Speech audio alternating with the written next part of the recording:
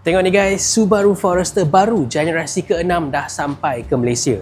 Model ni sekarang CBU Japan je, so harga pun lagi tinggi. Sebelum ni Forester generasi ke-4 CKD Malaysia, generasi ke-5 CKD Thailand. Tapi Subaru dia dah stopkan semua CKD operations in ASEAN. Malaysia, Vietnam, Cambodia, Thailand, semua dah tutup. So sekarang Subaru Forester ni fully imported CBU Japan. Harga pun RM222,000.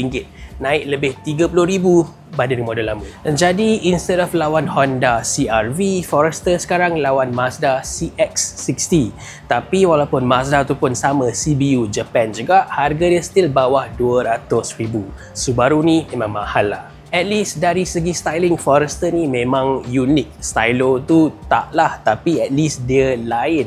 Dia lebih kepada design kereta Amerika daripada Jepun. Dekat belakang pun sama, dia lebih kotak daripada bulat, dan tulisan Forester ni dia stamp terus dalam body. Tapi masuk dalam dia tak adalah rasa baru sangat. Dashboard design dia lebih kurang sama dengan model WRX dengan Outback yang sedia ada.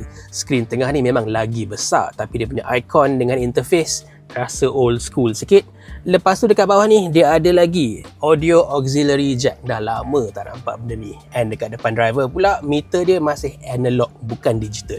In terms of specs, mostly complete lah. Skrin tengah ada Apple CarPlay, Android Auto, kamera 360 darjah, aircon dual zone, dekat bawah ni ada wireless charger, dan kerusi depan pun dua-dua powered. But dashboard quality dia mostly keras. Tengok ni, tak rasa macam kereta lebih RM200,000 lah. Yang uniknya safety lah. Subaru ni kira macam Jepun punya Volvo. Dia ada extra focus on ciri-ciri keselamatan. So model ni dia ada 8 airbag, termasuklah front passenger cushion airbag kat bawah ni. So kalau langgar yang teruk, passenger depan dia takkan tenggelam ke bawah. Dekat belakang pula, ruang dia serius. Luas, kerusi dia boleh recline sampai macam ni, dan boot pun cukup besar. Macam biasa, Forester ni pakai Subaru punya 4-cylinder boxer engine yang mounted very low for a better center of gravity yang lebih rendah. Tapi kali ni saiz dia lagi besar, 2.5 liter yang menjanakan 185 PS, 247 Nm.